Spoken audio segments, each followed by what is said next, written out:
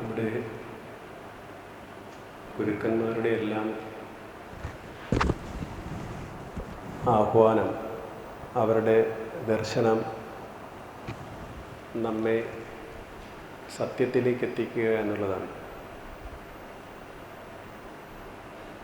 ആത്മ സാക്ഷാത്കാരത്തിലേക്ക് നമ്മെ കൊണ്ടെത്തിക്കുക.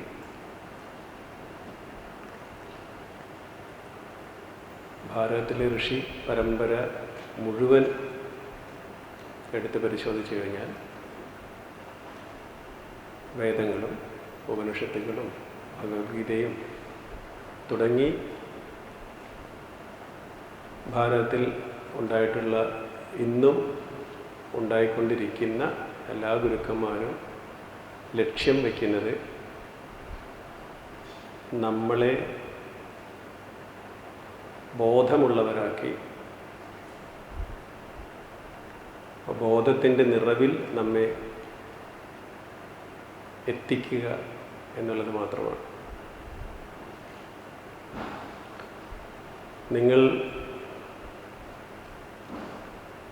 ഇവിടെ വർഷങ്ങളായി നടന്നു വരുന്ന ഈ ഭാഗവത സത്രത്തിൽ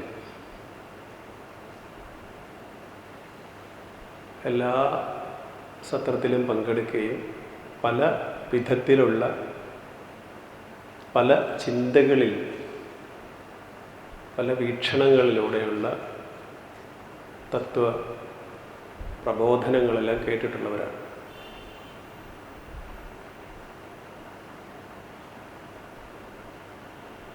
ആചാര്യസ്വാമികളുടെ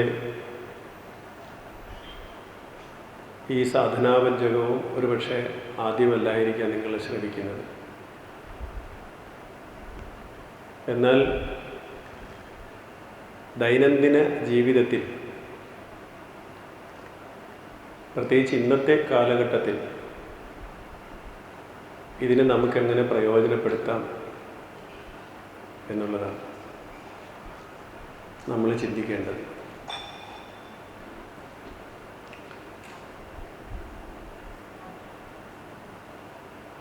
സത്യത്തിൽ കുട്ടിയായിരിക്കുമ്പോൾ ബാല്യം മുതലേ അധ്യാത്മ സംസ്കാരത്തെ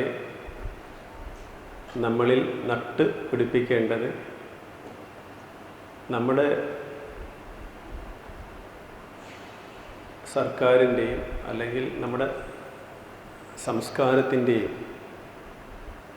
പരിഷ്കാരത്തിൻ്റെയൊക്കെ പ്രഥമമായിട്ടുള്ള ചുമതലയാണെങ്കിലും ഇന്നത്തെ കുട്ടികൾക്ക് അല്ലെങ്കിൽ യുവാക്കൾക്ക് ഇത് അന്യമായി പോവുകയും ഇത് ആവശ്യമില്ലാതായി തീരുകയും ഒക്കെ ചെയ്യുന്നത് അവരിൽ ഈ അഭിരുചി ഉളവാക്കാൻ പറ്റുന്ന ഒരു ജീവിത രീതി, വിദ്യാഭ്യാസ രീതി അവരിൽ ഉണ്ടാക്കിയെടുക്കാൻ സാധിക്കാതെ വന്നതുകൊണ്ടാണ്.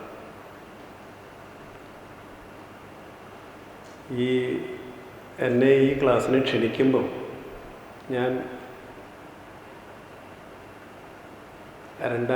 എടുത്ത് ചോദിച്ചത് ഇത് എത്ര മണിക്കാണ് ഈ ക്ലാസ് എന്നാണ് ചോദിച്ചത്. ക്ലാസ്സും ഒരു പ്രഭാഷണവും തമ്മിൽ വ്യത്യാസമുണ്ട്. ഞാൻ 2 നേരമാണ് ഭക്ഷണം കഴിക്കുന്നത്. കാലത്ത് 10 മണിക്കും വൈകിട്ട് 5 മണിക്കും. കഴിയാവുന്നിടത്തോളം ഞാനതങ്ങനെ ശീലിക്കുന്ന കുറേ നാളുകളായി. യാത്രകൾ പോകേണ്ടി വരുമ്പോൾ ഞാൻ എൻ്റെ ഭക്ഷണ രീതി മാറ്റും. പക്ഷേ എങ്കിലും വൈകുന്നേരം സൂര്യാസ്തമയത്തിന് മുമ്പ് കഴിക്കാനായിട്ട് ശീലിക്കുന്നു. അപ്പോൾ ഇനി ഒരുപക്ഷെ അത് പറ്റിയില്ലെങ്കിലും കാലത്തും ഉച്ചയ്ക്ക് 2 മണിക്കും കഴിച്ചിട്ട് പിന്നെ ഞാൻ ഒരു വലിയ ഫാസ്റ്റിംഗ് എടുത്തിട്ട് പിറ്റേ ദിവസം കാലത്ത് 8 മണിക്കാക്കും. 2 മണിക്ക് ഊണ് കഴിച്ചിട്ട് പിറ്റേ ദിവസം കാലത്ത് 8 മണിക്കാക്കും.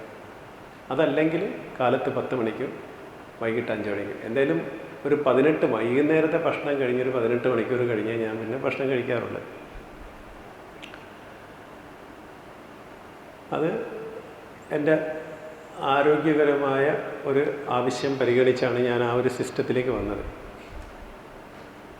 ഈ വേദാന്തം എന്ന് പറയുന്ന കുറച്ച് ബുദ്ധിയെ ഉപയോഗിക്കേണ്ട ഒരു ക്ലാസ്സിൽ ഉച്ചയൂണിന് ശേഷം സ്വാഭാവികമായിട്ടും നമ്മൾ എത്ര ശ്രദ്ധയോടിരുന്നാലും നമ്മെ ഒരു നിദ്രാദേവി വന്ന് വളരെ സ്നേഹത്തോട് തഴുകി തലോടി ആനയിക്കുമ്പോൾ ഒരു മൃദുവായ ശീതളിമയുള്ള ഒരന്തരീക്ഷം അന്തരീക്ഷവും കിടക്കയും വേണമെന്നൊന്നുമില്ല നമുക്കൊന്ന് ഉറങ്ങിപ്പോകാൻ.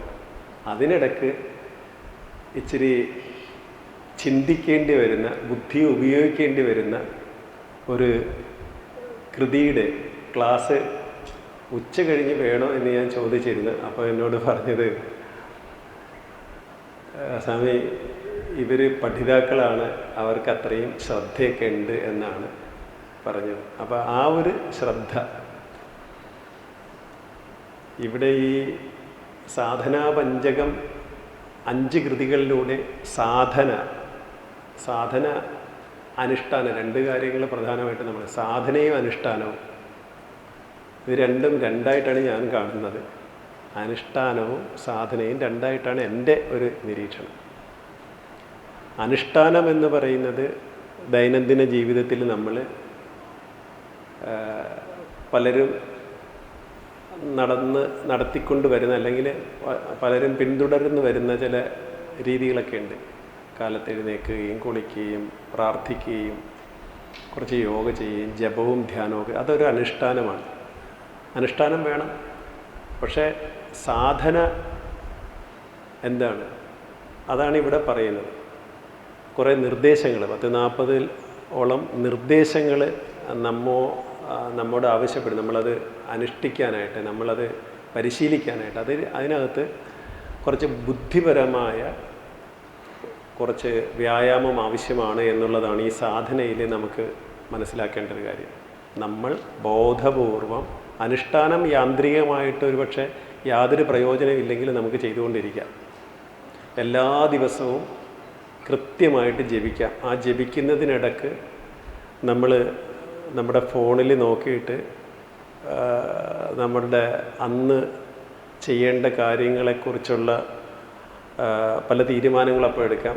അപ്പോഴും ഈ അനുഷ്ഠാനം നടന്നുകൊണ്ടിരിക്കും. ജപിക്കുന്നതിൻ്റെ ഇടയ്ക്ക് നമുക്ക് പല കാര്യങ്ങളും വീട്ടുകാരനോടൊക്കെ ചോദിക്കുകയും പറയുകയൊക്കെ ചെയ്യാം. അതാണ് അനുഷ്ഠാനത്തിൻ്റെ ഒരു സൗകര്യം എന്ന് പറയുന്നത്. അതിനകത്ത് ബോധപൂർവമല്ലാതെ യാന്ത്രികമായിട്ട് നമ്മുടെ മനസ്സ് ഈ അനുഷ്ഠാനത്തിൻ്റെ ഭാഗമായിട്ട് പലതിനെയും ചെയ്തുകൊണ്ടിരിക്കും. എന്നാൽ സാധന അങ്ങനെയല്ല. സാധന എന്ന് പറയുന്നത് ഈ നമ്മുടെ കിടക്കുന്നതിന് മുമ്പായിട്ട് നമ്മുടെ പറമ്പിൽ അടിച്ചു കൂട്ടിയിരിക്കുന്നൊരു കുപ്പയ്ക്ക് തീ ഇട്ടു എന്ന് വിചാരിക്കുക. നല്ല വെയിലുള്ള സമയമാണ്. നമ്മളത് ഫുള്ളായിട്ട് അണഞ്ഞു പോയതിന് ശേഷമേ കിടന്നുറങ്ങാറുള്ളൂ. ഇല്ലെങ്കിൽ അത് എന്താകുമെന്ന് നമുക്കൊരു ഭയമുണ്ടാവും. കാറ്റടിച്ച് അത് മറ്റ് സ്ഥലത്തേക്ക് വ്യാപിച്ചാൽ, തീ പടർന്നു പിടിച്ചാൽ. ഈ സമയങ്ങളിലെല്ലാം തന്നെ കാട്ടിലൂടെയൊക്കെ യാത്ര ചെയ്യുമ്പം നിരവധി ബോർഡുകളുണ്ട്. സൂക്ഷിക്കുക, കാട്ടുതീ തടയുക എന്നൊക്കെ പറഞ്ഞ് ഒരു കാട്ടുതീ പോലെ ഒരു സംവിധാനമാണ് ഈ സാധന. അതൊരു നെരിപ്പാണ്. അത് അണയാൻ പാടില്ല എന്നുള്ളതാണ്. അത് നിങ്ങൾ ആദ്യമേ മനസ്സിലാക്കണം. സാധന അണയാനേ പാടില്ല. അതൊരു തീ പോലെയാണ്. അത് കത്തിത്തുടങ്ങിക്കഴിഞ്ഞാൽ പിന്നെ ഇതിൽ പറയുന്ന പല ഇന്ധനങ്ങളും അതിൽ ഇട്ടുകൊടുക്കേണ്ടത്, എരിഞ്ഞു പോകേണ്ടതാണ്. നമ്മൾ ഇതിൽ പറയപ്പെടുന്ന ചില ഇന്ധനങ്ങൾ എന്ന് വെച്ചാൽ നമ്മുടെ അധ്യാത്മജീവിതത്തിന് തടസ്സമായി നിൽക്കുന്ന, നമ്മൾ കൊണ്ടു നടക്കുന്ന പാരമ്പര്യമായിട്ടും വാസനാരൂപമായിട്ടൊക്കെ നമ്മളിൽ അടിഞ്ഞുകൂടിയിരിക്കുന്ന പലതിനെയും എരിച്ചു കളയുകയും അതോടൊപ്പം തീ പോലെ നമ്മുടെ മനസ്സിനെ നിർത്തുകയും ചെയ്യുക എന്നുള്ളതാണ് സാധന കൊണ്ട് ഉദ്ദേശിക്കുന്നത്. എന്നാൽ അനുഷ്ഠാനം എന്ന് പറയുന്ന ഇത്തരം ഒരു തീയുടെ ഒരു ആളിക്കത്തലിൻ്റെ ആവശ്യമേ ഇല്ല. അത് നമുക്ക് ഒരു ദിവസം ഒഴിവാക്കിയാലും കുഴപ്പമില്ല. ഇതിപ്പം ദിവസവും ചെയ്യുന്ന പ്രക്രിയയല്ല സാധന, നിരന്തരം ചെയ്യുന്ന പ്രക്രിയ. അനുഷ്ഠാനം അങ്ങനെയല്ല. അത് ദിവസവും 2 നേരമോ 3 നേരമോ ഒക്കെ നിങ്ങൾക്ക് ജപിക്കാം. കാലത്തും വൈകിട്ടും ജപിക്കുകയൊക്കെ ചെയ്യാം. പക്ഷേ എന്നാൽ സാധന അങ്ങനെയല്ല. സാധന നിരന്തരമായിട്ടുള്ള ഒരു പ്രക്രിയയാണ് സാധന. അത് ചുരുക്കത്തിൽ പറയുകയാണെങ്കിൽ അത് മനസ്സിൻ്റെ ഒരു ശ്രദ്ധ, മനസ്സിൻ്റെ ഒരു ഒരുക്കം ആണ് നമുക്ക് ഈ സാധന കൊണ്ട് ഉദ്ദേശിക്കുന്നത്. ആചാര്യസ്വാമികൾ വിവേക ചൂടാമണിയിലൂടെയൊക്കെ നിരവധി തവണ നമ്മളെ ഇതിനകത്തേക്ക് കൊണ്ടുവന്നിട്ടുണ്ട്, ഇതിനകത്തേക്ക് ആനയിച്ചിട്ടുണ്ട്. ഇനി ഇത് നമുക്ക് എന്തിനാണ് ഈ സാധന ആവശ്യമാണോ? ഈശ്വര സാക്ഷാത്കാരത്തിന് സാധന ആവശ്യമാണോ? ഇവിടെ ഒരു വിഷയമുള്ള, നിങ്ങൾ എന്തിനെയാണ് ലക്ഷ്യം വയ്ക്കുന്നത്? നിങ്ങൾക്ക് ഈശ്വരനെ വേണമോ? രാമകൃഷ്ണദേവൻ്റെ കഥകളിലൊക്കെ പറയപ്പെടുന്ന പോലെ, രാമകൃഷ്ണദേവൻ്റെ സംഭാഷണങ്ങളിലൊക്കെ പറയപ്പെടുന്നത് പോലെ ഒരു ഈശ്വരൻ, ആ ഈശ്വരൻ്റെ, ഒരു ദൈവത്തിൻ്റെ, ഭഗവാന്റെ അനുഗ്രഹവും കാരുണ്യവും ഒക്കെ നമുക്ക് ലഭിക്കുന്നതിന് വേണ്ടി നമ്മുടെ ഭൗതിക ജീവിതത്തിൻ്റെ എരിയുന്ന പ്രശ്നങ്ങളെ സാന്ത്വനിപ്പിക്കാനായി കരുണാമയനായ കാരുണ്യവാരിധിയായ ഒരു ഭഗവാന്റെ, ഏതെങ്കിലും ഒരു ദേവതയുടെ അനുഗ്രഹം നമുക്ക് ലഭിക്കുക എന്നുള്ളതാണോ? ഒരാശ്വാസത്തിനായിട്ട് നമുക്കങ്ങനെ ലഭിക്കുക എന്നുള്ളതാണോ ഇതിൻ്റെ പരമപ്രധാനമായ ലക്ഷ്യം? ഇപ്പോൾ എന്നെ ഇങ്ങോട്ട് സ്വാഗതം ചെയ്തപ്പോൾ പറഞ്ഞതുപോലെ, ഇതൊരു സന്യാസിയുടെയോ ഒരു ഗൃഹസ്ഥൻ്റെ എന്നുള്ളതുമല്ല, ഏതൊരു ജീവൻ്റെയും ജന്മാവകാശമാണ്, അവൻ്റെ സ്വാതന്ത്ര്യമാണ്, അവൻ്റെ ജീവിതത്തിൻ്റെ പരമമായ ലക്ഷ്യമാണ്. അതിന് സന്യസിക്കണമെന്നില്ല. കുടുംബമായിട്ട് ജീവിക്കുമ്പോൾ ഇതിനകത്ത് കുറേ കൂടെ എളുപ്പം കുടുംബമായിട്ട് ജീവിക്കുന്നവർക്കാണ് എന്നാണ് ഋഷിമാരുടെ. കാരണം ഋഷിമാരെല്ലാവരും ഗൃഹസ്ഥരായിരുന്നു. വളരെ ചുരുക്കം പേര് മാത്രമേ ഉള്ളൂ അല്ലാതെ ഗൃഹസ്ഥരല്ലാതെ ഇരുന്നിട്ടുള്ളൂ. ബാക്കി എല്ലാവരും ഗൃഹസ്ഥരായിരുന്നു. ഇനി ജീവിതത്തിൽ ഒരു റിട്ടയർമെൻറ്റിന് ശേഷം ഒരു 60 വയസ്സൊക്കെ കഴിഞ്ഞ് ജോലിയൊക്കെ റിട്ടയറായി, ഇനി വീട്ടിൽ പ്രത്യേകിച്ച് ഉത്തരവാദിത്വമില്ല, എന്നാൽ പിന്നെ കുറച്ച് ഭാഗവതവും രാമായണവും ഭഗവത്ഗീതയൊക്കെ പഠിക്കാം എന്ന് വിചാരിക്കുന്നവരുമുണ്ട്. അവിടെയും നമ്മൾ വിചാരിക്കുന്നത് ഈശ്വരൻ്റെ ഒരു അനുഗ്രഹം കിട്ടണം. കൃഷ്ണ, ഗോവിന്ദ, നാരായണ, അമ്മേ, ഭഗവതി എന്നൊക്കെ പറയുമ്പോൾ നമുക്ക് കിട്ടുന്നൊരു സുഖം അല്ലെങ്കിൽ ഒരു ആശ്വാസം, അതൊന്നും അല്ല ഇവിടെ ആചാര്യസ്വാമികൾ നമ്മോട് പറയാൻ ഉദ്ദേശിക്കുന്നത്. കുറച്ച് കഠിനമായ കുറച്ച് കാര്യങ്ങൾ തന്നെയാണ്. അതിനെ കുറച്ച് ഗൗരവപൂർവ്വം തന്നെയാണ് നമ്മൾ മനസ്സിലാക്കേണ്ടത്. ഇപ്പോൾ 1-ാമത്തെ ശ്ലോകത്തിൽ തന്നെ പറയുന്നതാണ്, വേദോ നിത്യമധീയതാം തതുദിതം കർമ്മസ്വനുഷ്ഠീയതാം തേനേശസ്യ വിധീയതാം അപചിതി കാമ്യേ മതിസ്ത്യജ്യതാം പാപൗഘ പരിധൂയതാം ഭവസുഖേ ദോഷോ അനുസന്ധീയതാം. അല്ലേ? ഒരു പക്ഷേ നിങ്ങൾ ഇതിനു മുമ്പുമൊക്കെ ഇത് കേട്ടിട്ടുണ്ടാവാം, ഇത് ചൊല്ലിയിട്ടുണ്ടാവാം.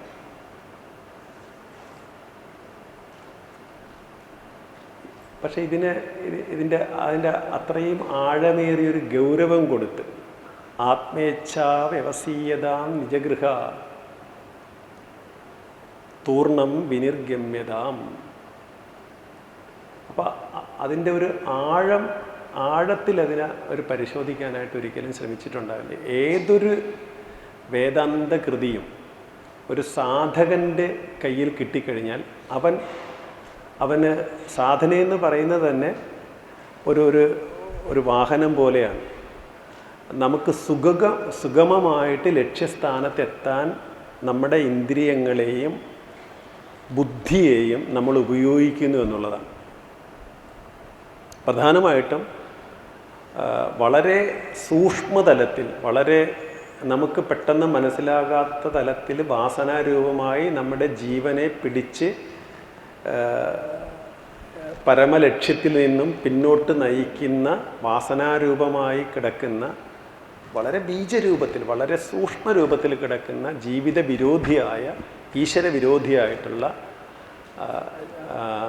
പലതിനെയും ഒഴിവാക്കി, ഇല്ലാതാക്കി, വളരെ സ്വതന്ത്രമായിട്ട്, ഒരുപക്ഷെ ഇപ്പം കഴിഞ്ഞ ദിവസം തണ്ണീർക്കൊമ്പൻ യാതൊരു കൂസലുമില്ലാതെയാണ് ഇറങ്ങി വന്ന് നിന്നത്. കാരണം ആനയ്ക്കും സിംഹത്തിനൊന്നും നാടെന്നോ വീടെന്നോ നാട്ടുകാരെന്നോ ഒന്നുള്ള ഒരു തിരിച്ചറിവൊന്നുമില്ല. അതതിൻ്റെ വഴിയെ മുന്നോട്ട് പോയിക്കൊണ്ടേയിരിക്കും. നമ്മൾ മാറിക്കൊടുത്തുകൊള്ളണം. ഒരു കാട്ടാന, പരിശീലനം ലഭിക്കാത്തൊരു കാട്ടാന പോലെ, ഒരു സിംഹത്തെ പോലെയൊക്കെയാണ് ഒരു സത്യാന്വേഷിയുടെ പന്ഥാവ് എന്ന് പറയുന്ന വഴിയെന്ന്. അവന് യാതൊന്നുമില്ല. അവൻ്റെ സ്വാതന്ത്ര്യത്തിൻ്റെ പരമകാഷ്ഠയിലേക്ക് അവൻ നടന്നെടുക്കുകയാണ്. അതിനിടക്ക് അവൻ്റെ ഭാര്യയ്ക്ക് വേണ്ടത് ചെയ്തു കൊടുക്കാനും ഭർത്താവിന് വേണ്ടത് ചെയ്തു, കാരണം ഭാര്യയും ഭർത്താവും ഒക്കെ ഇതിൻ്റെ ഭാഗങ്ങളാണ്. തൻ്റെ സത്യസാക്ഷാത്കാരത്തിന് അനുകൂലമാക്കി തൻ്റെ സാഹചര്യങ്ങളെ ഉപയോഗിക്കുന്നവനാണ് ധീരൻ എന്ന് പറയുന്നത്. സാധന അവന് വേണ്ടിയിട്ടുള്ളതാണ്. അപ്പോൾ അതുകൊണ്ടാണ് വേദം നിത്യവും അധ്യയനം ചെയ്യണം. അപ്പോൾ അത് നമുക്കിപ്പോൾ വേദം, 4 വേദങ്ങളൊന്നും നമുക്കറിയില്ല. പക്ഷെ എന്താണ് വേദം എന്നതുകൊണ്ട് ഉദ്ദേശിക്കുന്നത്? നമ്മളെ ഈശ്വരനിലേക്ക് നയിക്കുന്ന ഏത് ഗ്രന്ഥമായിക്കൊള്ളട്ടെ. അപ്പോൾ അത് ഇപ്പോൾ ജ്ഞാനപ്പാനയാവാം, നാരായണീയമാവാം, ഭഗവത്ഗീത, എന്തുമായിക്കൊള്ളട്ടെ, നിങ്ങൾക്ക് അവൈലബിളായിട്ടുള്ള, നിങ്ങളുടെ കയ്യിലുള്ളത് എന്താണോ അത് നിത്യവും നിങ്ങൾ പഠിക്കുക, പാരായണം ചെയ്യുക. അതാണ് വേദവും നിത്യം. വേദം എന്ന് പറയുന്നത് അറിവ് എന്നുള്ള അർത്ഥത്തിൽ എടുത്താൽ മതി. നമ്മളെ സാക്ഷാത്കാരത്തിലേക്ക് നയിക്കാൻ സഹായിക്കുന്നതും നമുക്ക് ലഭിച്ചിട്ടുള്ളതും നമ്മൾ വാങ്ങിയിട്ടുള്ളതുമായിട്ടുള്ള അധ്യാത്മഗ്രന്ഥങ്ങൾ നിത്യവും പഠിക്കണം, പാരായണം ചെയ്യണം. അപ്പോൾ ഗീത, ഭഗവത്ഗീത ഒരു ചാപ്റ്ററെങ്കിലും ദിവസവും കാലത്ത് പാരായണം ചെയ്യണം. മറ്റ് ഏതെങ്കിലും കൃതികളുണ്ടെങ്കിൽ അത്, ഒരുപക്ഷെ നാരായണീയമാണ് നമ്മുടെ കയ്യിലുള്ളതെങ്കിൽ അത്. അപ്പോൾ അതിന് നമ്മളൊരു ടൈം വയ്ക്കുകയാണ്. നമുക്ക് ഇപ്പോൾ അടുക്കളയിൽ ഭക്ഷണം പാകം ചെയ്യാനും മറ്റ് പലതിനുമായിട്ട് നമുക്ക് കൂടുതൽ സമയം ആവശ്യമാണ്.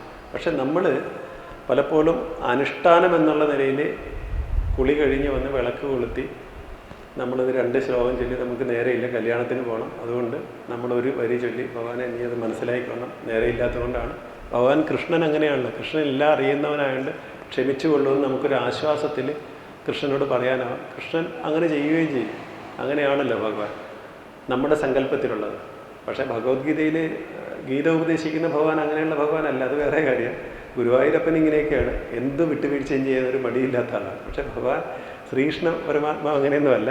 അത് ഭഗവത്ഗീത പഠിക്കുമ്പോൾ നമുക്ക് അറിയാൻ പറ്റില്ല. അപ്പോൾ അതുകൊണ്ട് നമ്മളൊരു ആശ്വാസത്തിന് ചില അഡ്ജസ്റ്റ്മെൻറ്റുകൾ നടത്തുന്നു. പക്ഷെ അങ്ങനല്ല. ഇവിടെ ആ ഒരു മണിക്കൂർ എന്ന് പറഞ്ഞാൽ കൃത്യമായ 1 മണിക്കൂർ ഇതിനു വേണ്ടി നീക്കി വെച്ചിരിക്കും. യാതൊരു വിട്ടുവീഴ്ച ആ കാര്യത്തിൽ പാടില്ല എന്നുള്ളതാണ് ആദ്യമായിട്ട് മനസ്സിലാക്കേണ്ടത്. അതാണ് നിത്യവും വേദം അധ്യയനം ചെയ്യണം. തതുദിതം, അതിൽ പറയപ്പെടുന്ന കർമ്മസ്വനുഷ്ഠീയത, അതിൽ പറയപ്പെടുന്ന കർമ്മങ്ങൾ അനുഷ്ഠിക്കണം. അപ്പോൾ അതിലൊത്തിരി വിധികൾ, യാഗം ചെയ്യണം, യജ്ഞം ചെയ്യണം, അത് ഹോമം ചെയ്യണം, ഇങ്ങനെ ഒത്തിരി കാര്യങ്ങൾ പറയുന്നുണ്ട്. അതൊന്നും ചിലപ്പോൾ ഒരു പക്ഷേ നമുക്ക് ചെയ്യാൻ പറ്റിയെന്ന് വരില്ല. പക്ഷെ ഒരു ബ്രഹ്മചാരിയെ സംബന്ധിച്ചിടത്തോളം, ഒരു അന്വേഷിയെ സംബന്ധിച്ചിടത്തോളം ഒരു പക്ഷേ അതൊക്കെ ആവശ്യമാണെങ്കിൽ, അതുകൊണ്ടാണ് ആവശ്യക്കാരൻ്റെ ആവശ്യമനുസരിച്ചാണ് വഴി അയാൾ ഉണ്ടാക്കുന്നത്. ഇപ്പം നമ്മൾ ഒരു സ്ഥലത്ത് വഴി അറിയാത്തൊരു സ്ഥലത്ത് പെട്ടുപോവുകയും സന്ധിയാകുകയും നമുക്ക് നമ്മുടെ ഫോണിൽ, ഇന്ന് അതാണ്, ഫോണിൽ റേഞ്ചുമില്ല എങ്കിൽ നമ്മൾ എന്ത് ചെയ്യും? നമുക്ക് ഫോണിൽ സിഗ്നൽ ഉണ്ടെങ്കിൽ നമുക്ക് എന്തെങ്കിലും ഇൻ്റർനെറ്റ് വഴി എവിടെയെങ്കിലും എത്തിച്ചേരാൻ പറ്റും. അതൊന്നും ഇല്ലെങ്കിൽ നമ്മൾ എന്ത് ചെയ്യും? നമ്മൾ പെട്ടുപോകും.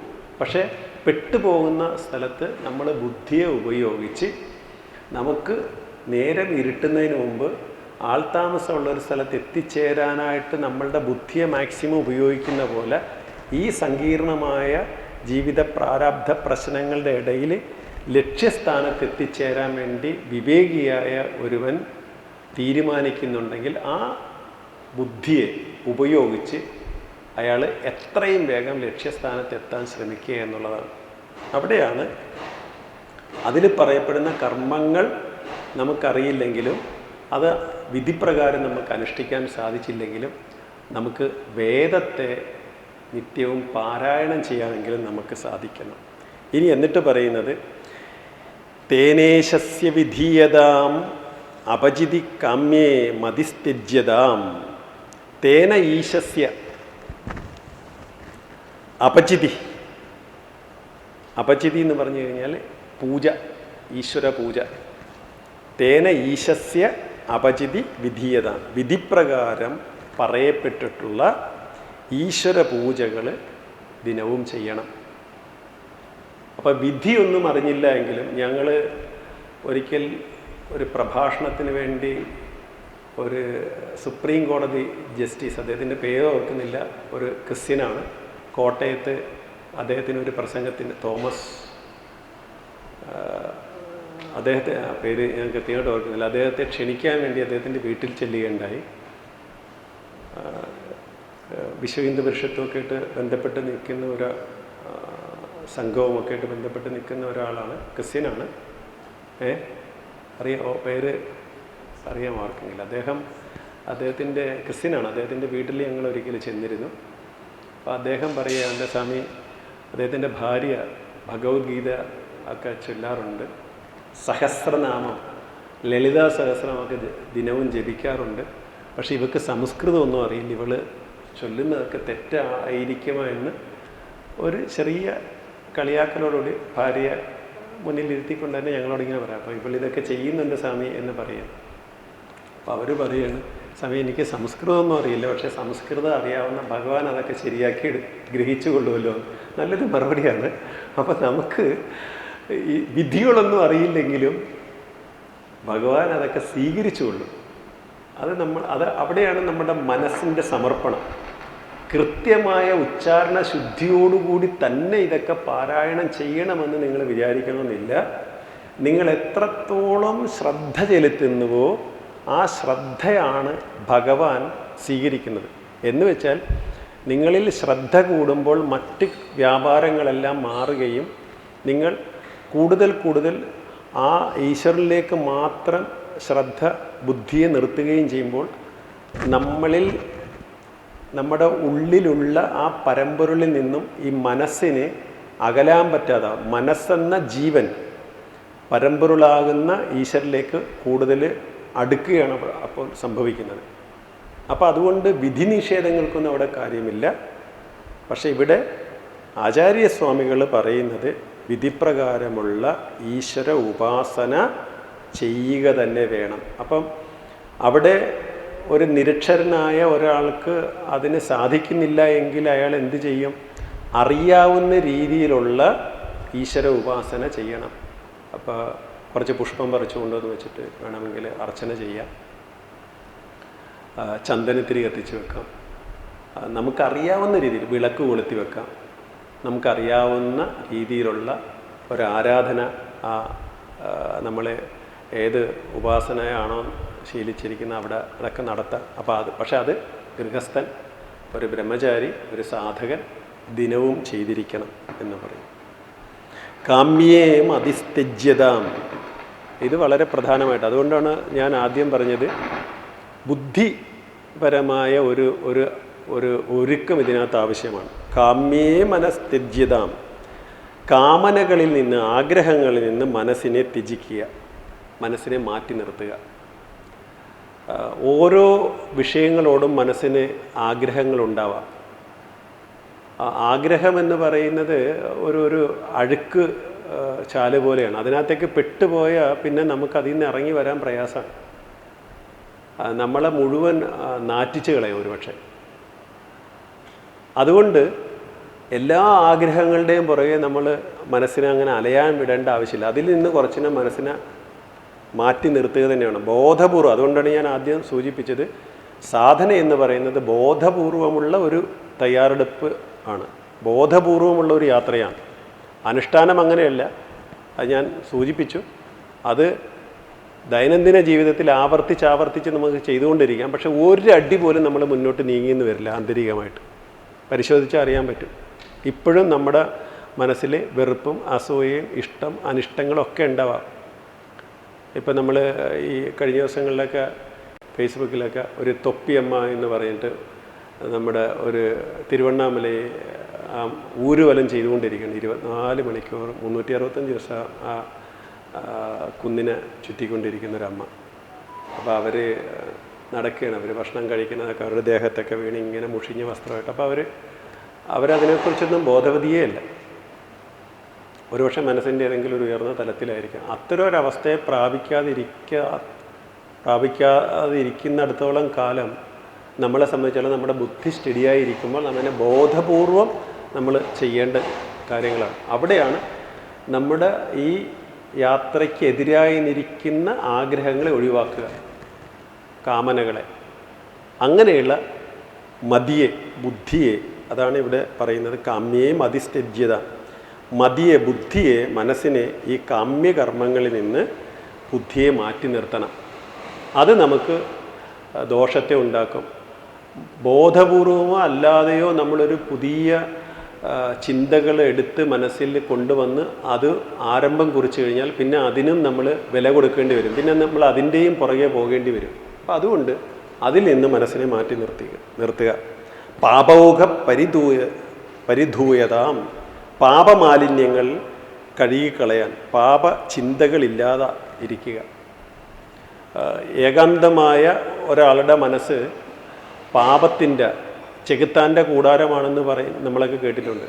ഒറ്റയ്ക്കിരിക്കുമ്പോൾ അനാവശ്യമായിട്ടുള്ള ചിന്തകൾ വരും. അവിടെയാണ് ഒറ്റയ്ക്കിരിക്കുന്ന മനസ്സ്, ഏകാന്തമായിരിക്കുന്ന മനസ്സ്, ഒന്നുമില്ലാതിരിക്കുന്ന മനസ്സ് ഇഷ്ടങ്ങളുടെ പുറകെ, അവൻ്റെ ഉള്ളിൽ ജന്മജന്മാന്തരങ്ങളായിട്ട് കുടിയേറിയിരിക്കുന്ന ചില താല്പര്യങ്ങളുണ്ട്. ആ താല്പര്യങ്ങളാണ് ഒറ്റയ്ക്കിരിക്കുമ്പോൾ പൊന്തി വരുന്നത്.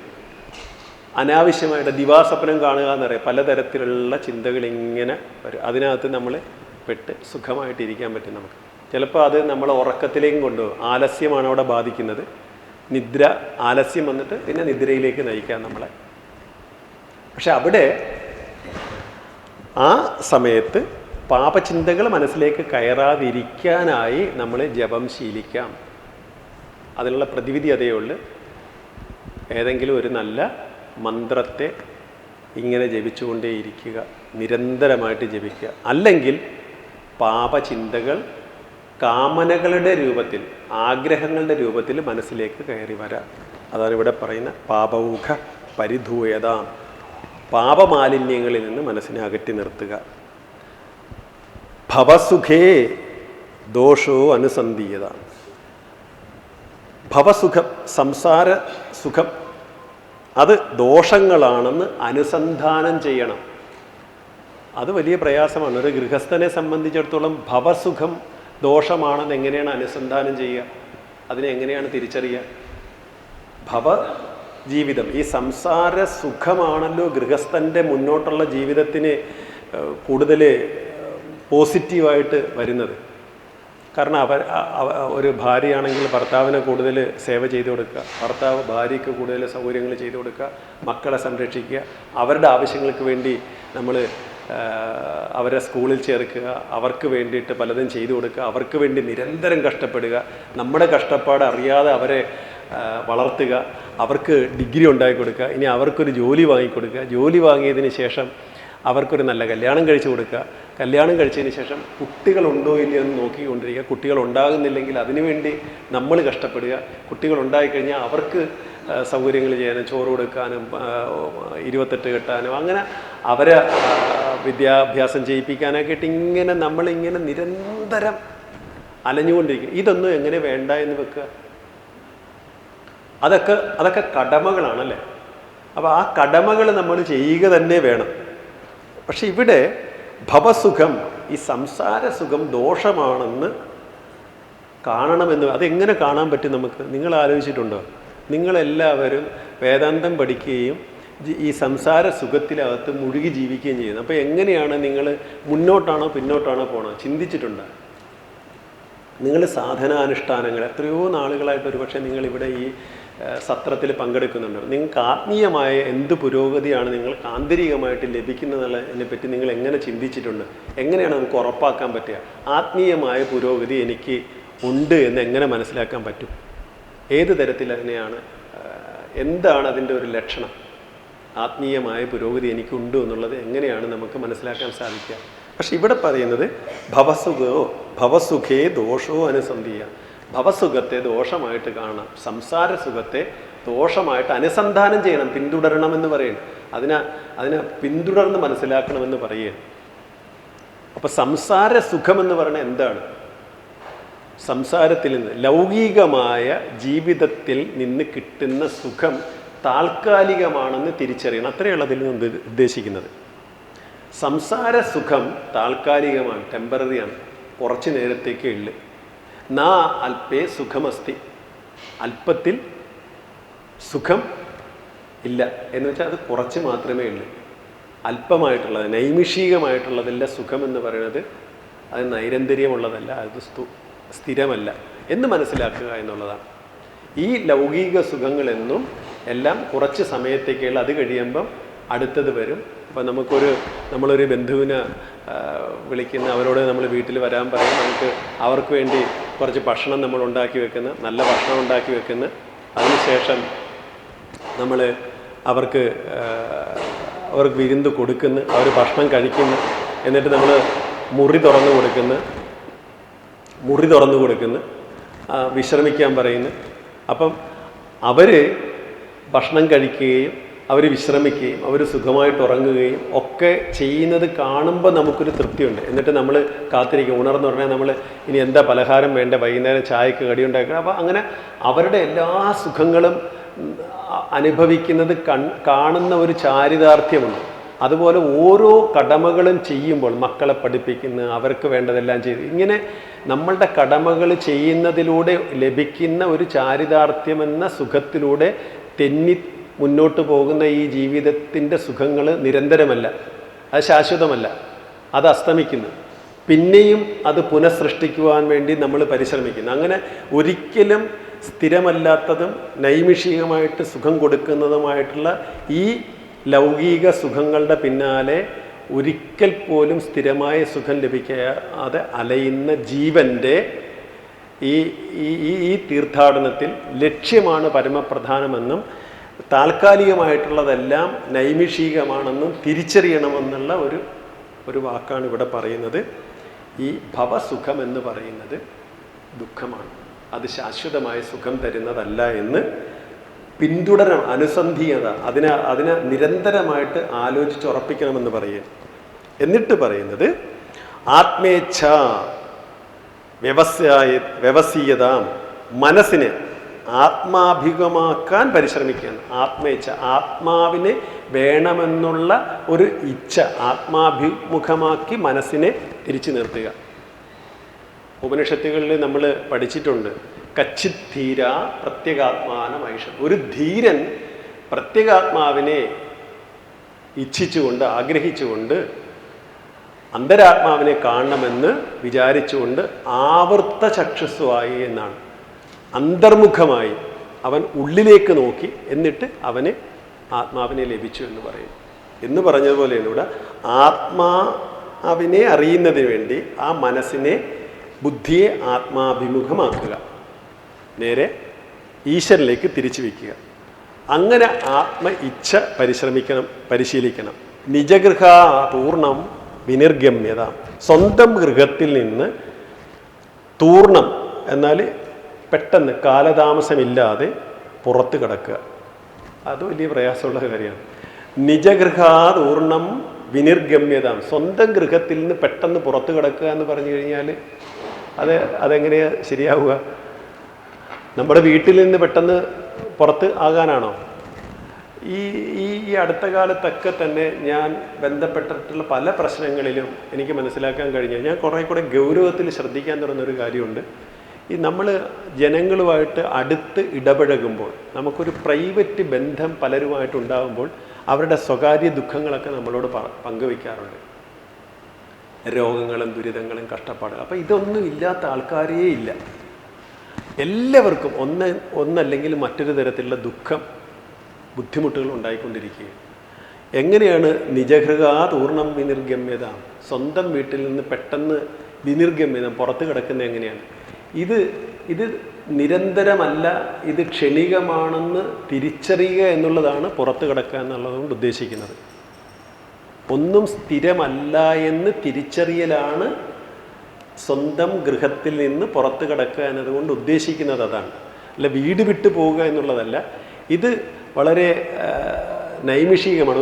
ഒരു സ്ത്രീക്ക് ക്യാൻസർ വരികയും അവരതിനെ ചികിത്സിക്കുകയും മുടിയെല്ലാം കൊഴിഞ്ഞു പോവുകയും പിന്നീട് മുടിയൊക്കെ കിളിർക്കുകയും പിന്നീട് എല്ലാം സുഖമായി ജോലിക്കൊക്കെ പോയി തുടങ്ങിക്കഴിഞ്ഞപ്പോഴത്തേക്ക് വീണ്ടും എവിടെയോ അത് പുനരാരംഭിച്ചതായിട്ട് കണ്ടെത്തുന്നു. അപ്പോഴത്തേക്ക് ഓടി എൻ്റെ അടുത്ത് വന്നു, സ്വാമി അത് വീണ്ടും വന്നിട്ടുണ്ട്, അത് എന്നെയും കൊണ്ടേ പോകുള്ളൂ. എനിക്ക് പറയാൻ പറ്റുമോ അവരോട് അത് നിങ്ങളെയും കൊണ്ടേ പോകുള്ളൂ? പക്ഷേ ചില ക്യാൻസർ അങ്ങനെയാണ്, അതെല്ലാം പോയി എന്ന് വന്നു കഴിഞ്ഞാൽ വീണ്ടും അത് ആരംഭിക്കാം.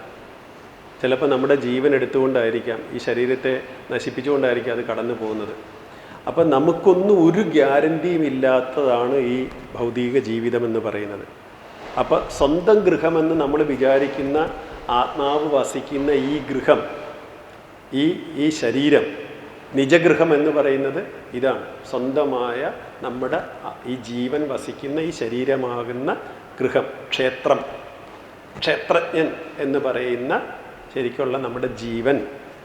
ആ ജീവൻ ഈ ശരീരത്തിലിരിക്കുമ്പോഴും ഈ ശരീരവുമായിട്ട് ബന്ധമില്ലാത്തതാണെന്ന് തിരിച്ചറിയാൻ ഭഗവത്ഗീത 13-ാം അധ്യായം പറയുന്നത് പോലെയാണ് നിജഗൃഹമായിട്ടുള്ള ശരിയായിട്ടുള്ള ഈ സ്വന്തം ഗൃഹത്തെ പെട്ടെന്ന് അതിനെ ഒരു ഡിറ്റാച്ച്ഡായിട്ട് ഇതിനെന്ത് സംഭവിച്ചാലും ഇതിലിരിക്കുമ്പോൾ തന്നെ ഞാൻ ഈ ഗൃഹവുമായിട്ട് ബന്ധമുള്ളവനല്ല, ഈ ഗൃഹത്തിന് അതീതനാണെന്നുള്ളൊരു തിരിച്ചറിവിലിരിക്കുക.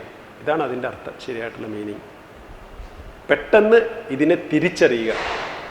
അതല്ലാതെ എന്തെങ്കിലും ഒരു വഴിയുണ്ടോ എന്ന് പറഞ്ഞാൽ വീട് ഉപേക്ഷിക്കുക എന്നുള്ളതാണ്. വീട് ഉപേക്ഷിച്ചുകൊണ്ടല്ല ഋഷിമാരെല്ലാം മുക്തിയെ പ്രാപിച്ചത്, വീട്ടിലിരുന്നുകൊണ്ട് തന്നെയാണ്. കടമകൾ ചെയ്യുന്നു, പക്ഷേ ആ കടമകൾ, അപ്പം ഇനി അടുത്ത ശ്ലോകങ്ങളിലൊക്കെ അത് വരുന്നുണ്ട്. ഈ കടമകൾ ചെയ്യുന്നതോടൊപ്പം തന്നെ നമുക്കതിൽ ഡിറ്റാച്ച്ഡായിട്ട് ഇരിക്കാനും പറ്റും, അറ്റാച്ച്മെൻ്റ് ഇല്ലാതിരിക്കാൻ പറ്റും. നമുക്കൊരു നിസ്സംഗനായിട്ട് നമുക്കെല്ലാം ചെയ്യാൻ പറ്റും. എല്ലാ ജോലികളും അങ്ങനെ ചെയ്യാം. അത് അത് ഇനിയുള്ള ശ്ലോകങ്ങളിൽ അത് വരുന്നുണ്ട്. അപ്പം വേദങ്ങളും അധ്യാത്മശാസ്ത്രങ്ങളും പഠിക്കുകയും ആ വേദങ്ങൾ അതിൽ മനസ്സിനെ നിർത്തിക്കൊണ്ട് നിത്യവും പഠനം തുടർന്നുകൊണ്ട്, ഇപ്പം എന്താണ് ഉപനിഷത്തിൽ പറയും, ഉപനിഷത്തുകളും അതുപോലെ തന്നെ നമ്മുടെ ശങ്കരാചാര്യരുടെ വിവേക ചൂടാമണിയിലൊക്കെ നിരന്തരമായിട്ട് അതിനെക്കുറിച്ച് പറയുന്നുണ്ട്. ദുർലഭമായിട്ടുള്ള മനുഷ്യ ജന്മം കിട്ടി. അങ്ങനെ മനുഷ്യ ജന്മം കിട്ടിയിട്ട് എന്തിനു വേണ്ടിയിട്ടാണ് അതിനെ ഉപയോഗിക്കേണ്ടത്? ഈ മനുഷ്യ ജന്മം കിട്ടിയതിന് ശേഷവും നമ്മൾ എന്തിനാണ് അതിനെ ഉപയോഗിക്കുന്നത്? ഈ മനുഷ്യ ജന്മത്തെ എന്തിനു വേണ്ടിയിട്ടാണ് ഉപയോഗിക്കുന്നത്? നമ്മൾ വിവാഹം കഴിക്കുന്നു, കുടുംബജീവിതത്തോടുകൂടി ജീവിക്കുന്നു. കുറച്ച് കഴിയുമ്പോൾ നമ്മൾ അറിയാതെ, ഇപ്പോൾ എൻ്റെ കഴിഞ്ഞ ദിവസം ആശ്രമത്തിൽ അമൃതയിൽ അഡ്മിറ്റായിരുന്ന ഒരു ടീച്ചർ, എനിക്ക് പരിചയമുള്ള സീതത്തോട്ടിലുള്ള ഒരു ടീച്ചർ വന്നിരുന്നു. ക്യാൻസറായിരുന്നു, ചികിത്സിച്ചു. പക്ഷേ അവരോട് പറഞ്ഞത് ആരംഭത്തിലാണെന്നാണ്, പക്ഷേ 4th സ്റ്റേജ് ആയിരുന്നു. അപ്പോൾ ഇനി അവിടെ ഒന്നും ചെയ്യാൻ പറ്റില്ല എന്ന് പറഞ്ഞപ്പോൾ ആശ്രമത്തിൽ ഞാൻ വന്ന് ഒരു കാര്യം ചെയ്യുന്നു, ഇപ്പം നിങ്ങൾ അവിടം വരെ പോകണ്ടേ, അത്രയും ദൂരം പോകണ്ടേ, ആശ്രമത്തിൽ വന്ന് താങ്ങുമെന്ന് പറഞ്ഞ് അവിടെ താമസിച്ചു. 3-4 ദിവസം അവിടെ താമസിച്ചതിന് ശേഷം അവർ വീട്ടിലേക്ക് പോയി. വീട്ടിലേക്ക് പോയതിൻ്റെ പിറ്റേ ദിവസം അവർ മരിക്കുകയും ചെയ്തു. അപ്പോൾ ആശ്രമത്തിലും താമസിക്കുമ്പോൾ അവർ എന്നോട് പറയുന്നത്, ഇനി റിട്ടയർമെൻ്റ് ആയിട്ടില്ല, ഇനി പോയിട്ട് കുറേ കാര്യങ്ങളൊക്കെ ചെയ്യണം, പല പല പ്രതീക്ഷകളുമായിട്ടാണ്. പക്ഷേ അവരുടെ ഉള്ളിൽ നിന്ന് ആ ജീവൻ ഇറങ്ങിപ്പോകുന്നത് അവരറിയുന്നില്ല. അപ്പോൾ ഈ ദുർലഭമായിട്ടുള്ള മനുഷ്യജന്മം എങ്ങനെയോ നമുക്ക് കിട്ടി. പക്ഷേ കിട്ടിയതിന് ശേഷം നാം ആരാണ് എന്നറിയാതെ നമ്മൾ ഇതിനകത്ത് പെട്ടുപോയാലോ? ഇപ്പം ഞങ്ങളുടെ ഒരു സ്വാമി അസ്പർശാനന്ദ കഴിഞ്ഞ ദിവസമാണ് ഹാർട്ട് അറ്റാക്ക് വന്ന് മരിച്ചത്. അപ്പോൾ തലേ ദിവസം അദ്ദേഹം പലർക്കും മെസ്സേജ് അയച്ചു, നാളെ നമുക്ക് സത്സംഗം നടത്തണം. ആശ്രമത്തിലൊരു വലിയ സത്സംഗം ഏർപ്പാട് ചെയ്തിരുന്നു. അതിനെല്ലാവർക്കും വോയിസ് മെസ്സേജ് അയച്ചു. രാത്രി 9:30 9:30 ഒരു ചെറിയ നെഞ്ചുവേദന വന്നു. ആശുപത്രിയിലേക്ക് കൊണ്ടുപോയി. 1:30 മണിക്ക് അദ്ദേഹം പോയി മരിച്ചു. അപ്പോൾ അതുവരെ അസ്പർശാന സ്വാമി ഉണ്ടായിരുന്നു. പിന്നെ അസ്പർശാന സ്വാമി ഇല്ല. എങ്ങനെ പറയും അദ്ദേഹത്തോട് നിങ്ങൾ പോയി എന്ന്? അദ്ദേഹം ഉണ്ടെങ്കിൽ നമുക്ക് പറയാൻ പറ്റും. അദ്ദേഹത്തിനും ഇതൊക്കെ എന്തൊക്കെയാണ് ചെയ്തു വെച്ചത്. അപ്പം ആ ജീവനോടിരിക്കുന്ന സമയത്ത് മാത്രം, ബോധത്തോടിരിക്കുന്ന സമയത്ത് മാത്രമാണ് ഞാൻ ഈ ശരീരമല്ല എന്ന തിരിച്ചറിവ് ഉണ്ടെങ്കിൽ മാത്രമേ ഞാൻ മരിക്കുന്നില്ല എന്നുള്ളൊരു തിരിച്ചറിവിലേക്ക് എത്തുന്നുള്ളൂ. അതാണ് ഇവിടെ പറയുന്നത്. ഈ ദുർലഭമായിട്ടുള്ള മനുഷ്യജന്മം ലഭിച്ചിട്ട് പോലും നമ്മുടെ ഇച്ഛാശക്തിയെയും ബുദ്ധിയെയുമൊക്കെ ഉപയോഗിച്ച്, ബുദ്ധിയുടെ തെളിച്ചവുമൊക്കെ ഉപയോഗിച്ച് വേദങ്ങൾ പഠിക്കാൻ സാധിച്ചാൽ പോലും മൂഢനായിട്ടുള്ള ഒരാൾ മുക്തിക്കായിട്ട് ശ്രമിക്കുന്നില്ലല്ലോ എന്ന് പരിതപിക്കുകയാണ് ചില മഹാത്മാക്കൾ. ഒരാൾക്ക് ഇതൊക്കെ ലഭിച്ചിട്ടും അവൻ ശരിയായ അവൻ്റെ ഉള്ളിലുള്ള പരമ്പൊരുളിനെ അറിയാൻ അവൻ ശ്രമിക്കുന്നില്ലല്ലോ എന്ന് പരിതപിക്കുകയാണ്. അപ്പോൾ വേദവിഹിതങ്ങളായിട്ടുള്ള കർമ്മങ്ങൾ നമ്മൾ ചെയ്യുന്നു. പൂജയും യജ്ഞവും യാഗവും. ഒരുപക്ഷെ നമുക്കത് നടത്താൻ പറ്റുന്നില്ലെങ്കിൽ നമ്മൾ അമ്പലങ്ങളിൽ പോയിട്ടത് ചെയ്യുന്നു. പഞ്ചശുദ്ധി പാലിക്കുന്നു. പഞ്ചമഹായജ്ഞം, ഇതൊക്കെ ഗൃഹസ്ഥൻ ചെയ്യണമെന്നാണ് പറയുന്നത്. ഈ വേദങ്ങളിൽ പറയപ്പെടുന്ന കർമ്മങ്ങളിലൊന്നാണ് പഞ്ചമഹായജ്ഞം. ഏതെങ്കിലും ഒരു പാവത്തിന് ഒരു ദിവസം കുറച്ച് അന്നം കൊടുക്കുക, അല്ലെങ്കിൽ ഭിക്ഷ കൊടുക്കുക, എന്തെങ്കിലും ദാനം കൊടുക്കുക, പക്ഷിമൃഗാദികൾക്ക് വേണ്ടിയിട്ട് എന്തെങ്കിലുമൊക്കെ ചെയ്യുക, അതിഥികളെ സൽക്കരിക്കുക, വൃക്ഷലതാദികളെ വെള്ളം കൊടുക്കുക. ഇങ്ങനെ ഈ പഞ്ചമഹായജ്ഞങ്ങളിൽ വരുന്ന കുറേ കാര്യങ്ങളുണ്ട്. ഗൃഹസ്ഥൻ്റെ ധാർമ്മിക ജീവിതത്തിന് സമ്പത്ത് വർദ്ധിപ്പിക്കാൻ വേണ്ടി ചെയ്യേണ്ടതാണ് പഞ്ചശുദ്ധിയും പഞ്ചമഹായജ്ഞവും.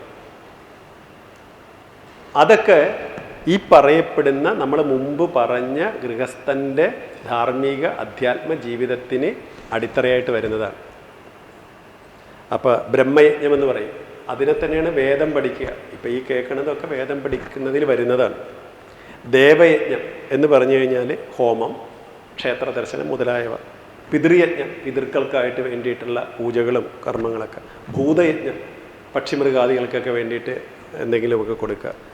അതിഥി, ആർത്തൻ, ദുഃഖിതൻ, അവർക്കൊക്കെ സാന്ത്വനിപ്പിക്കുക. അതാണ് മാനുഷയജ്ഞം. ഈ പഞ്ചമഹായജ്ഞങ്ങളും ഒക്കെ നമ്മുടെ ധാർമ്മിക സമ്പത്തിനെ വർദ്ധിപ്പിക്കാനായിട്ട് സഹായിക്കുന്നതാണെന്ന് പറയും. ഇനി രണ്ടാമത്തെ ശ്ലോകത്തിൽ പറയുന്നത്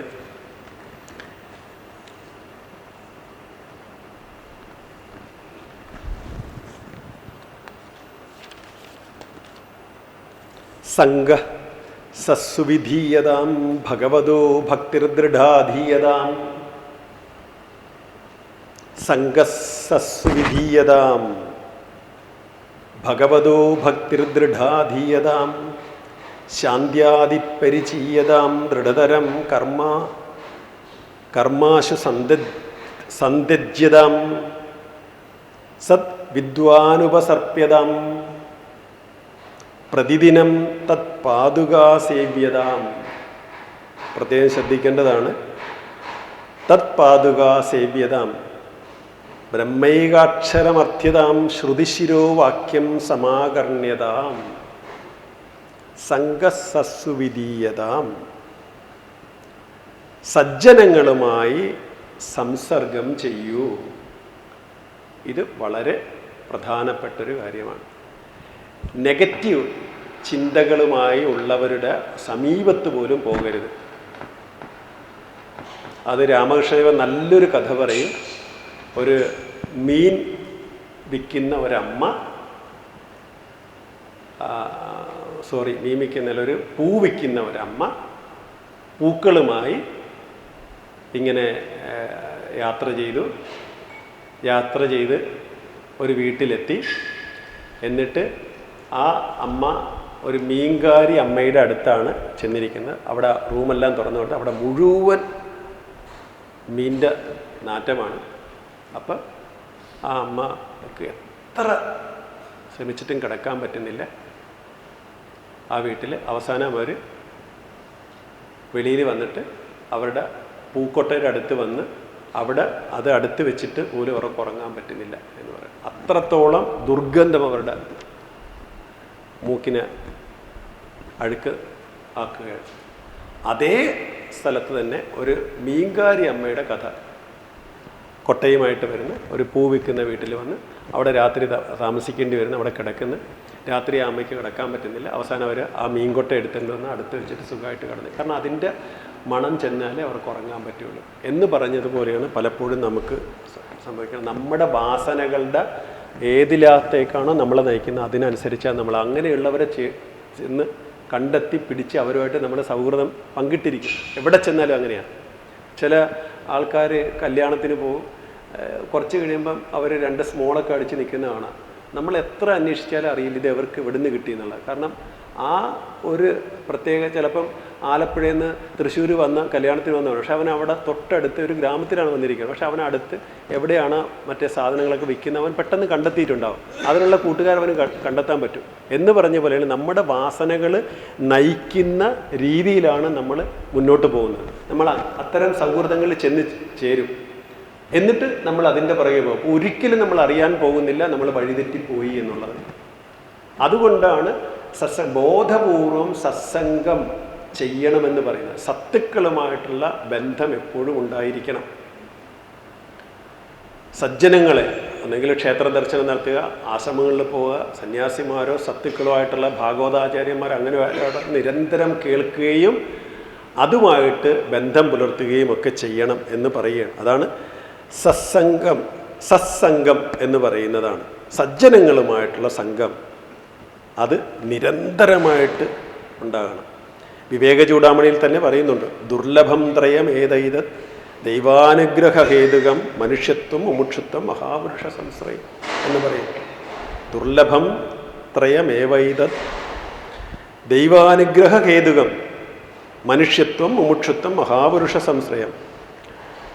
ഭഗവത്ഗീതയിൽ പറയുന്നുണ്ടല്ലോ, തദ്വിദ്ധി പ്രണിപാതേന പരിപ്രശ്നേന സേവ്യയാ ഉപദേശ്യന്തി തേ ജ്ഞാന ജ്ഞാനിനെ തത്വദർശി. തത്വദർശികളായിട്ടുള്ള ജ്ഞാനികളുടെ അടുത്ത് ചെന്നിട്ട് അവരോട് ചോദ്യങ്ങൾ ചോദിക്കാം. അവർക്ക് സേവ ചെയ്തവരെ പ്രീതിപ്പെടുത്തിയിട്ട് അവരോട് ചോദിക്കണം എന്ന് പറയുകയാണ് ഭഗവത്ഗീത. ശങ്കരാചാര്യർ പറയുന്നത് വളരെ അപൂർവമായിട്ട് കിട്ടിയിരിക്കുന്ന ഈ മനുഷ്യ ജന്മത്തിൽ മഹാപുരുഷ സംശ്രയം ഇല്ലാതെ ഒരാൾക്ക് മുക്തി ലഭിക്കുകയില്ല എന്ന് പറയും. കാരണം എന്താണ്? മനസ്സ് സ്വാഭാവികമായിട്ടും മനസ്സിൻ്റെ സ്വതസിദ്ധമായ നില എന്ന് പറയുന്നത് വാസനാബദ്ധമാണ്. കുമാരനാശൻ പറയുന്ന ജന്തുവിന് തുടരുന്ന വാസനായിങ് ഉടല് വീഴുവോളം. ഉടല് വീഴുന്നവരെ ജന്തുവിന് വാസന തുടരുകയാണ്. അപ്പം ഈ വാസനയിൽ നിന്ന് വിമുക്തമാകണമെങ്കിൽ, വാസനയിൽ നിന്ന് നമ്മൾ വെളിയിൽ വരണമെന്നുണ്ടെങ്കിൽ അതിനെതിരായ ഒരു പരിശ്രമം നമുക്കുണ്ടാവണം. അതിനാണ് സജ്ജനങ്ങൾ. പക്ഷെ പലപ്പോഴും സത്തുക്കളുടെ അടുത്ത് ഒരുപക്ഷെ നമുക്കിതൊക്കെ കേൾക്കാൻ പോലും പറ്റിയെന്ന് വരില്ല. കേൾക്കുമ്പോഴും നമ്മുടെ മനസ്സ് വേറെ ഏതെങ്കിലും വാസനയിലാണ് നമ്മുടെ ജീവൻ പെട്ടിരിക്കുന്നത്. നമ്മൾ ഇവിടുന്ന് എഴുന്നേറ്റ് പോകും, നമുക്ക് വേറെ എവിടെയെങ്കിലും പോയി ഇരിക്കാൻ തോന്നും, നമുക്ക് കുറച്ച് എൻ്റർടൈൻ വേണമെന്ന് തോന്നും. കുറച്ച് സമയം ഇത് കേട്ടാൽ മതി, നമുക്ക് പറ്റുന്നില്ല, അപ്പോൾ അല്ലെങ്കിൽ കുറച്ച് നേരം ഉറങ്ങാം. കാരണം നമ്മളെ ഇതിൽ നിന്ന് അകറ്റി കൊണ്ടുപോകും. കാരണം എന്താ? നമ്മുടെ ഉള്ളിലുള്ള വാസന അങ്ങനെയാണ്. എന്നാൽ നമ്മൾ ബോധപൂർവം, അവിടെയാണ് സാധനയുടെ ബലം.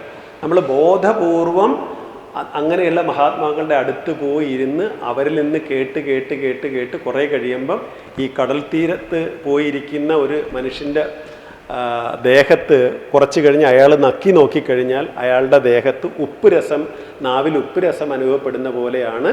സജ്ജനങ്ങളുടെ അടുത്ത് പോയി കുറേ സമയം ഇരുന്ന് കഴിയുമ്പോൾ പതിയെ ആ നമ്മളിലേക്ക് അത് പ്രവഹിക്കാൻ തുടങ്ങുകയും നമ്മുടെ ജീവനിൽ സ്വതസിദ്ധമായിരിക്കുന്ന ദുർവാസനകളുടെ സ്ഥാനത്ത് സദ്വാസനകളെ കൊണ്ട് നിറയ്ക്കുവാനും സാധിക്കുമെന്ന് ഉറപ്പ് പറയുകയാണ് ആചാര്യസ്വാമികൾ. അതുകൊണ്ടാണ് ഇവിടെ പറയുന്നത് സംഘസസ്സു വിധീയതാം ഭഗവതോ ഭക്തിർ ദൃഢാധീയതാം. ഭഗവാനുള്ള ഭക്തിയെ ദൃഢമാക്കുക. അതെങ്ങനെയാണ് തിരിച്ചറിയാൻ പറ്റുക? ഭക്തിയെ ദൃഢമാക്കാനായിട്ട് എന്താണ് ചെയ്യുക? നിങ്ങൾക്ക് ഭക്തി ദൃഢമായി എന്ന് നിങ്ങൾ എങ്ങനെ അറിയും? നിങ്ങളിൽ ഭക്തി ദൃഢമായി എന്ന് നിങ്ങൾ എങ്ങനെ അറിയും? ഗുരുവായൂർ നിരന്തരം പോകാനുള്ളൊരു ചോദനയാണോ അതിൻ്റെ ലക്ഷണം? അടുത്തുള്ള അമ്പലങ്ങളിൽ പോകലാണോ അതിൻ്റെ ലക്ഷണം? എന്താണ് നിങ്ങൾ ഇതുവരെ ഈ സത്രത്തിൽ നിന്നൊക്കെ കേട്ട് ഗ്രഹിച്ചതിൻ്റെ ഒരു തെളിച്ചം എന്താണ്? ഭക്തി നിങ്ങളിൽ ദൃഢതരമായി എന്ന് നിങ്ങൾക്ക് എങ്ങനെ മനസ്സിലാക്കാൻ സാധിക്കും? നിങ്ങൾക്ക് ഉത്തരം പറയാൻ പ്രയാസമാണെന്ന് എനിക്കറിയാം. കാരണം ഭക്തി നിങ്ങളിൽ ഉറച്ചു എന്നതിൻ്റെ ലക്ഷണം നിങ്ങൾ നിരന്തരം അമ്പലത്തിൽ പോകാനുള്ളൊരു ടെൻഡൻസി, ഒരു ചോദന ഉണ്ടാകലോ, ഭാഗവത സപ്താഹ വേദികളിൽ കാലത്ത് പോകുകയോ, അല്ലെങ്കിൽ മറ്റ് തീർത്ഥസ്ഥാനങ്ങളിൽ പൈസ കൊടുത്ത് ടൂർ പോവുകയോ, അമ്പലങ്ങൾ ബസ്സിനൊക്കെ ടിക്കറ്റൊക്കെ ബുക്ക് ചെയ്ത് പല തീർത്ഥസ്ഥാനങ്ങളിലൊക്കെ പോവുകയൊക്കെ ആണോ ഭക്തി നിങ്ങളിൽ ദൃഢതരമായി എന്നതിൻ്റെ ലക്ഷണം? അല്ലെങ്കിൽ ഇപ്പം ഈ സത്സംഗത്തിന്, ഈ ക്ലാസ്സിന് വന്നിരിക്കാൻ നിങ്ങളെ തയ്യാറാക്കിയതും ഭക്തി ദൃഢതരമായതിൻ്റെ ഒരു മാനദണ്ഡമാണോ എന്ന് നിങ്ങൾ വിചാരിക്കുന്നുണ്ടോ? എന്താണ് ഭഗവതോ ഭക്തിർദൃഢാതീയതാം, ഭഗവാനുള്ള ഭക്തിയെ ദൃഢമാക്കുക എന്നതുകൊണ്ട് ഉദ്ദേശിക്കുന്നത് എന്താണ്?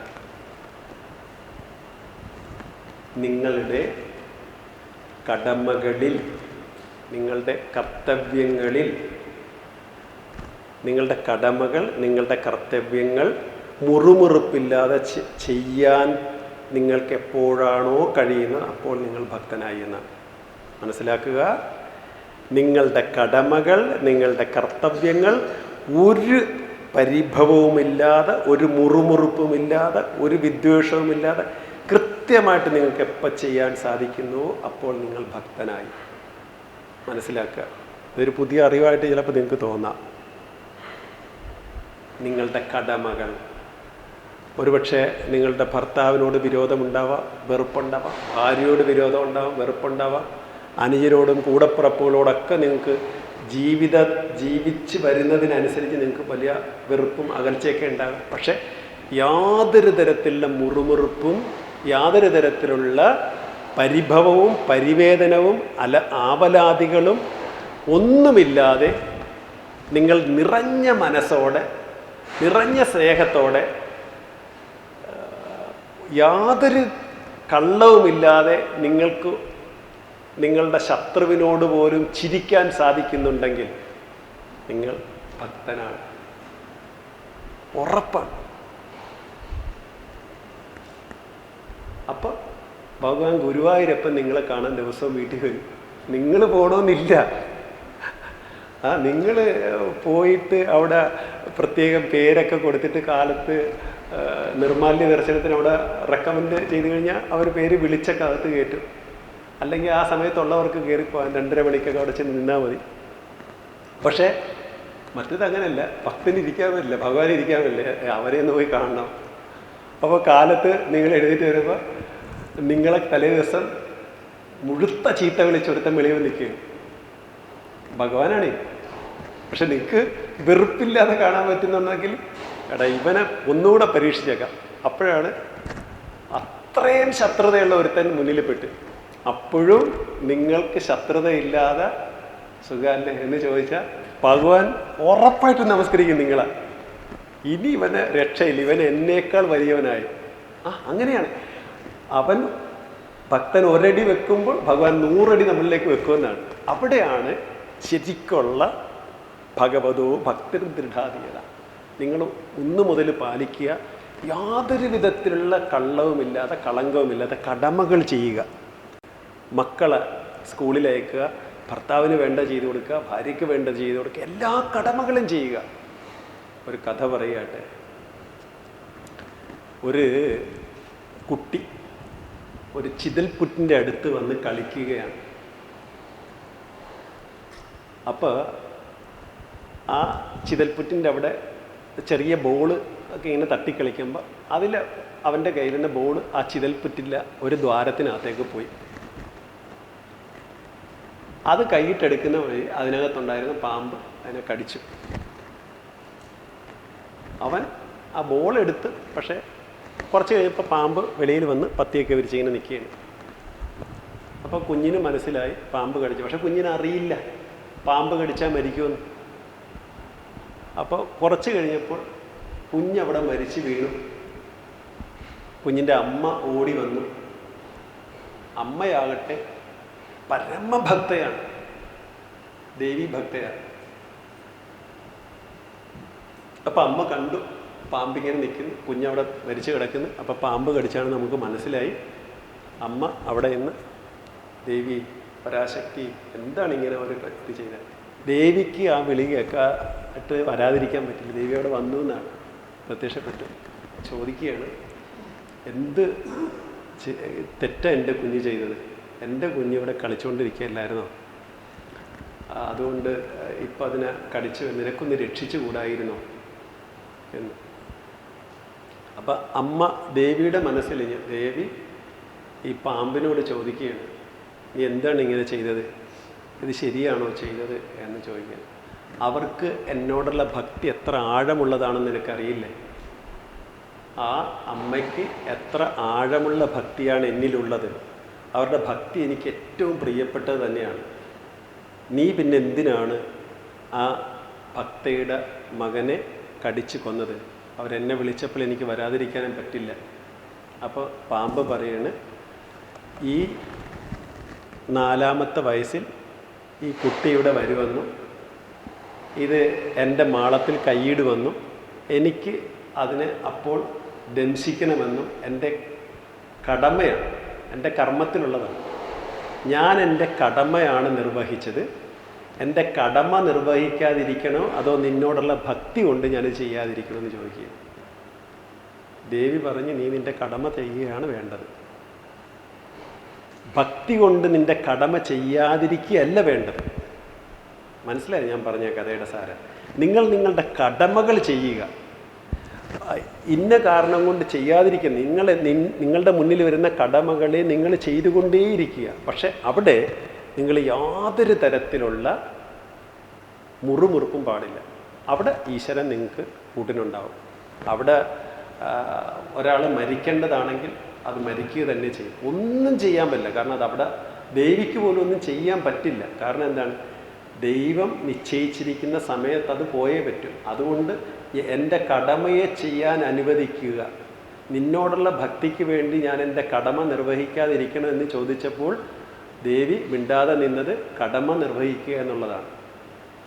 ഭക്തിക്ക് വേണ്ടി കടമയെ ചെയ്യാതിരിക്കാൻ പറയുന്നില്ല. അതുകൊണ്ട് ഉത്തമമായ ഭക്തി എന്ന് പറയുന്നത് കടമകളെ നമ്മൾ പരിഭവങ്ങളില്ലാതെ ചെയ്യുക എന്നുള്ളതാണ്. അപ്പം അതാണ് ഭക്തിർദൃഢാതീയതാം, ഭക്തിയെ ദൃഢമാക്കുക എന്ന് വെച്ചാൽ ഉത്തരവാദിത്ത ബോധം ഉള്ളവരാകുക. ഉത്തരവാദിത്ത ബോധമുള്ളവനാകുക. മനസ്സിലായല്ലോ? ശാന്ത്യാദി പരിചീയതാം, ശാന്ത്യാദി ഗുണങ്ങളെ വളർത്തുക, ശാന്തമായിരിക്കാൻ പരിശീലിക്കുക, അക്ഷോഭ്യനാകുക എന്ന് പറയും. അത്തരം ഗുണങ്ങളെ പരിശീലിക്കുക. ഇപ്പോൾ ഉദാഹരണത്തിന് നമ്മൾ എന്തുകൊണ്ടാണ് നമ്മുടെ കുട്ടികൾ, ഇപ്പം നമ്മൾ കുറച്ച് നാളിന് മുമ്പൊക്കെ കണ്ട് ഫേസ്ബുക്കിലൊക്കെ ഉണ്ട്, വയനാട്ടിലെ പെൺകുട്ടികൾ ആൺകുട്ടികളൊക്കെ ഒരു വലിയ വിജനമായ കാട്ടുപ്രദേശത്ത് വന്ന് കുടിച്ച് കൂത്താടി നടക്കുകയും നാട്ടുകാർ പിടികൂടുകയൊക്കെ ചെയ്തത് നമ്മൾ കാണുകയുണ്ടായി. ഈ സോഷ്യൽ മീഡിയയിലൊക്കെ ഇത് വരുന്നുണ്ട്. അപ്പം അധ്യാപകനായിട്ടും സഹപാഠിയായിട്ടും കൂടെ പഠിക്കുന്ന പെൺകുട്ടികളുമായിട്ടും ഏതെങ്കിലും ഭർത്താവല്ലാത്ത മറ്റൊരു യുവാവുമായിട്ടോ മറ്റൊരാളുമായിട്ടോ ഒക്കെ സ്വതന്ത്രമായിട്ട് കള്ളു കുടിക്കാമെന്നും മദ്യവും മയക്കുമരുന്നൊക്കെ ഉപയോഗിക്കാമെന്നും സ്വതന്ത്രമായിട്ട് ചുറ്റിക്കറങ്ങി നടക്കുന്നതിൽ തെറ്റില്ല എന്നും ചിന്തിക്കുന്നൊരു സമൂഹം ഉണ്ടായി വരാൻ കാരണം എന്താണെന്ന് ചിന്തിച്ചിട്ടുണ്ടോ നിങ്ങൾ? പ്രധാനമായിട്ടും അതിനുള്ള കാരണമെന്ന് പറയുന്നത് നല്ല ഗുണങ്ങളില്ലാത്തത് കൊണ്ടാണ്. നമ്മുടെ വിദ്യാഭ്യാസത്തിൻ്റെ ഏറ്റവും വലിയ അടിവേര് തൊട്ടൊരു ചികിത്സ ആവശ്യമാണ്. വേറൊന്നുമല്ല, നമ്മുടെ ഈ മൂല്യബോധമില്ലായ്മയാണ് നമ്മുടെ ഇന്നത്തെ വിദ്യാഭ്യാസത്തിൻ്റെ ഏറ്റവും വലിയ കുഴപ്പം. അങ്ങനെ തലതിരിഞ്ഞ വിദ്യാഭ്യാസം കൊണ്ടാണ് ഇതൊക്കെ ശരിയാണെന്ന് ചിന്തിക്കുന്നൊരു പുതിയ സമൂഹം ഉണ്ടായി വരുന്നത്. കൂടെ പഠിക്കുന്ന പെൺകുട്ടിയോടൊത്ത് മദ്യപിക്കാനും അവളെ കാമത്തോടുകൂടി നോക്കാനും അതിൽ തെറ്റില്ല എന്ന് ചിന്തിക്കാനും യുവതലമുറ തയ്യാറാകുന്നുണ്ടെങ്കിൽ അത് ഇന്നത്തെ മൂല്യരഹിതമായൊരു വിദ്യാഭ്യാസമാണ്. അതെന്താണ്? കഴിവുകളെ പ്രോത്സാഹിപ്പിക്കുന്നത് കൊണ്ടാണ്, ഗുണങ്ങളെ പ്രോത്സാഹിപ്പിക്കുന്നില്ല എന്നുള്ളതാണ്. സ്നേഹിക്കാനുള്ള ഗുണങ്ങൾ, സ്നേഹം, നന്മ, ദയ, ക്ഷമ മുതലായ ഗുണങ്ങളെ പരിശീലിപ്പിക്കുന്ന വിദ്യാഭ്യാസമാണ് ശരിയായ വിദ്യാഭ്യാസം. അതുകൊണ്ടാണ് ഇവിടെ പറയുന്നത് ശാന്ത്യാദി ഗുണങ്ങളെ പോഷിപ്പിക്കുക, അതിനെ വലുതാക്കുക. ഒരാൾ ഭക്തനാകുമ്പോൾ ആ ഭക്തൻ ആകുന്നതോടൊപ്പം കയറി വരേണ്ട കുറേ സഹയാത്രികരുണ്ട്. നന്മ, ദയ, ക്ഷമ, സ്നേഹം, സഹിഷ്ണുത, വിട്ടുവീഴ്ച, ദാനം, സന്മനോഭാവം, ഇങ്ങനെ അനവധി സേവകന്മാരുടെ നേതാവാണ് ഭക്തി എന്ന് പറയുന്നത്. ഭക്തിയെ ഒരാൾ ഭരിച്ചു കഴിഞ്ഞാൽ ഇവരെല്ലാവരും കൂടെ പോരും.